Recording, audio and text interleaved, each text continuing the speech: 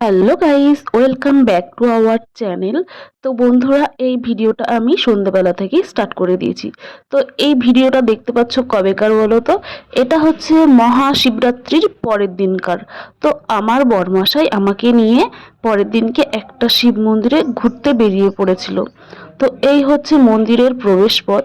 তো যেটা বলার হচ্ছে সেটা হচ্ছে যে দেখো বন্ধুরা, অচেনা জায়গায় এসে না ভেতরে সবসময় ভয় কাজ করে। কেন বলো তো? এখানকার ভাষা বুঝি না, তারপরে লেখা বুঝি না। লেখা কিভাবে পড়বো প্রথমেই বলে দিলাম, আমি ভাষা বুঝি না। তো যার জন্য মনে হচ্ছে আমি মনে হয় সবসময় বিপদে পড়ে যাচ্ছি। কোনো মন্দিরে গিয়ে যে আমি ছবি তুলবো, কি করব না ভিডিও করব, এটা তো বুঝতে পারছি না না।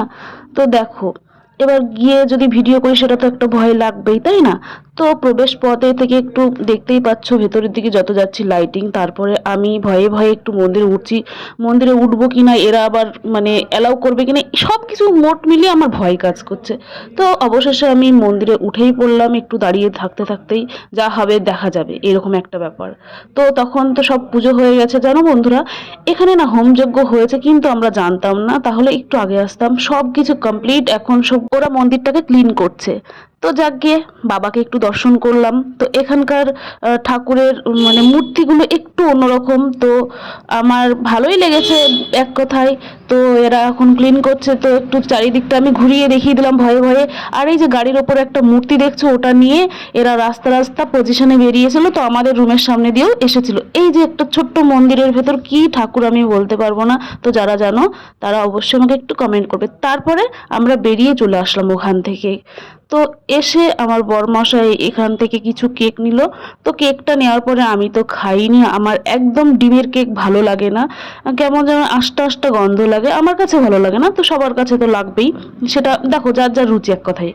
তো তারপরে দই নিল, তারপরে চটপটা নিল, অনেক কিছু নিয়ে আমরা রুমের দিকে রওনা দিলাম। আর এই সাইডে দেখো একটা দোকান আছে সামনে, চলো দেখাই তোমাদেরকে। তো ওখান থেকে না আমরা কিছু লঙ্কার চপ নিয়ে নিলাম। লঙ্কার চপগুলো মোটামুটি মানে কি বলবো, অতটাও খেতে ভালো না, আবার খুব খারাপও না। তো ঠান্ডা হয়ে গেছিলো, কড়ার ওপরে শো করে রেখে দিয়েছে। তো রুমে এসে আমি আর আমার বরমশাই সেই লঙ্কা চপ খেতে গিয়ে বললাম, দেখো গরম না হলে তো ভালো লাগে না, চলো রুমে বাইরে তো চলে গেছিলা, এসেছি। কি কি নিয়ে আসলা বাইরের থেকে? এই যে লঙ্কার চপ, দেখাও। এখানে লঙ্কার চপ আর টক দই, এখানে টক দই আছে, আর এখানে একটু চাট আছে, ঘটি গরম টাইপের। এই যে এগুলো মিক্সার নাকি? Mixer mixer. বাহ। আর কেক তো নিয়েছিলাম, খেতে পারিনি, ডিমের গন্ধ আমার ভালো লাগে না, কেকে ডিমের গন্ধ। যার কেক জন্য ডিম ছাড়া কোথায় কেক হয়? হুম, খেয়ে দেখো তো, এরকম নিয়ে এসছো লঙ্কার চপ। গরম নেই, ঠান্ডা কিরকম আছে? মোটামুটি। মোটামুটি গরম নেই, আমাদের মতো এখানকার মতো অত গরম পাবা না।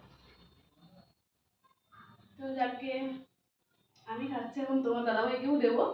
আমরা দুজন খেতে থাকি আর তোমরা আমাদের ভিডিওটা দেখতে থাকো। Tata bye bye. কে কে খাবার চলে এসো।